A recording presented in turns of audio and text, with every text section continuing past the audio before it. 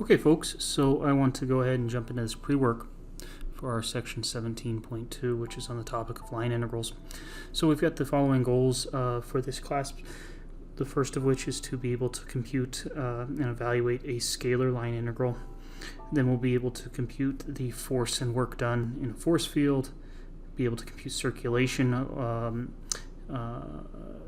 a vector field along a curve, as well as being able to compute the flux of a vector field across a curve. Of these four topics, this is the one that we're going to focus in on for today's pre-work. So the next thing I want to say is that if you are at all rusty about computing arc length, I highly recommend that you take a look at this video here. You can click the link from the PDF, and the video starts at the 17-minute mark and reviews the important topic of arc length that we talked about earlier on in this course.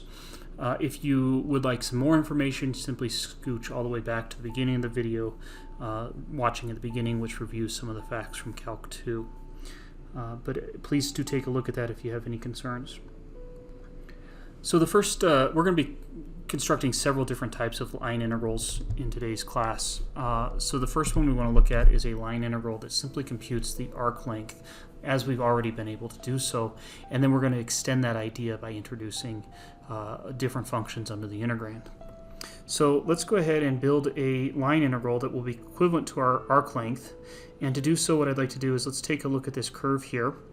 This curve, in this case, is existing in R3, or its graph is in R3. This graph, these curves can work for graphs in R2 and R3 and Rn, and all of the work that we're doing carries over just fine. So the first thing I'd like to do is, just for the ease of sketching this, I'd like to sort of mimic this curve, just so I have less going on in the picture. And when we go to compute arc length, one way to think about this is to go ahead and chop it up into segments. So I'm going to chop this up into just a couple of segments here, not too many for the sake of the visual. And so then what I'd like to do is I'd like to construct line segments between the endpoints of these segments that I've created. So here I've got a segment and a segment. So let's go ahead and construct this line segment right here, and we will call this line segment's length delta S. We're going to have several of them, so we'll call it delta S1. Likewise, right here, we can construct the line segment in space between these two points, and this would give us delta S2. And then here we have, this segment right here would be delta S3.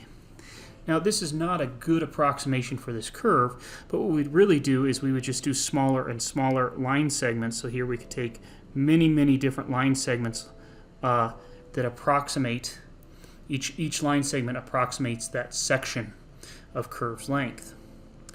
And we do that over the entire curve. So one perspective to take is that although we don't yet have the tool for computing the length of this blue curve. Now remember, this blue curve is existing in space here, in 3 space. It's not on the plane. We don't have a tool for computing this length, or we want to build a new one anyway. But we do have a tool for computing the distance between these two ordered triplets. So for example, if this is the ordered pair x1, y1, Z1, I said ordered pair, I meant to say ordered triplet, and this is the ordered triplet X2, Y2, and Z2, we can simply use the distance formula to find the distance of this line segment, the length of this line segment here. And so we can actually compute the length of that delta S1. So let's just sort of summarize what we just saw here. We used arc length as a parameter to break S up into many subintervals, each of which is a line segment.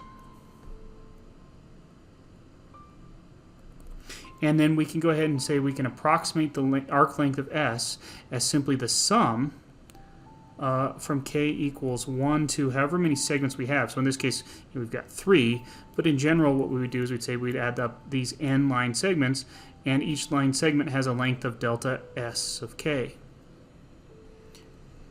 And so to talk about the arc length, to talk about the length of this curve as a line integral, what we're going to do is we're going to convert this. This is a discrete sum, right? We're summing up a certain finite number of things, and and it's discrete, and we're going to convert this into a continuous sum as we have before by letting the delta s of k's approach 0, and for that to happen, that would require that the number of segments that we have has to approach infinity. So this is a trick we've done often in this class and in any calculus class, where we let the widths go to 0, which imply the number of segments have to go to infinity. And so what we could say then is that s is equal to the limit as that delta s approaches 0 of the sum, delta s of, we'll just put delta s, if that's the widest one, from k equals 1 to n of delta sk's. And we go ahead and shorthand that as the integral. And this is what's a little bit new here. We're writing this as a line integral over the curve C ds. So this is new notation. We're writing this curve C here as opposed to limits of integration.